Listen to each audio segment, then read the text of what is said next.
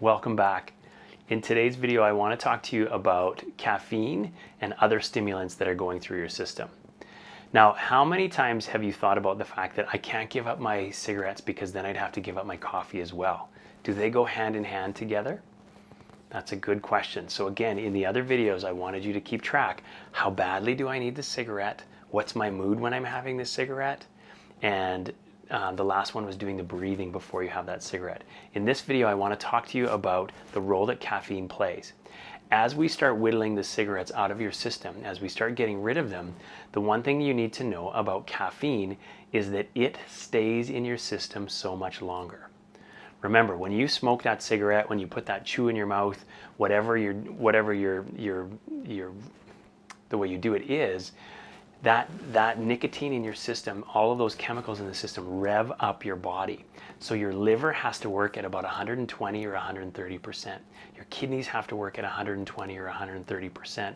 Your saliva and your mucus has to work that hard to get rid of these poisons. And so what it's doing is it's actually breaking down other chemicals faster as well. So as long as those chemicals are coming in, your body's in hyperdrive. So as the nicotine and the chemicals start going away, your body slows down back to a normal rate. So a person that's a chronic smoker actually breaks down caffeine in their system much quicker than someone that doesn't smoke. So what happens is that cigarettes drives up how fast the caffeine gets out of your system. So you might be a 1, 2, 3, maybe a 5, maybe even a 10 cup of coffee a day person as a smoker.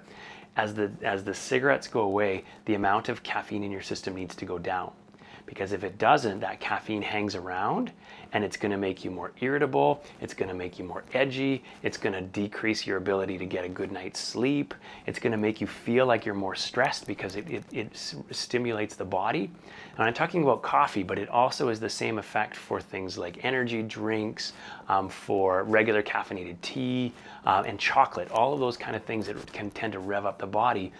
Once the cigarettes are going away, we need to decrease those. So after the cigarettes are gone and in the process, bring your nicotine or bring your caffeine level down from whatever it is down to maximum 1 or 2 cups of coffee per day, and first thing in the morning, nothing after lunch, so that we can improve your sleep cycle as well.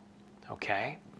So I wanted you to know that the main thing is that a person that's a smoker burns caffeine at a rate that's 5 times greater than a non-smoker.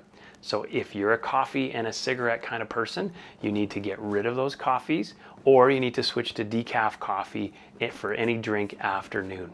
Okay? So keep that in mind, because that's going to allow your body to come back online and you're going to feel better. So what's your mood when you're smoking? So what's your mood when you're smoking? How often and why?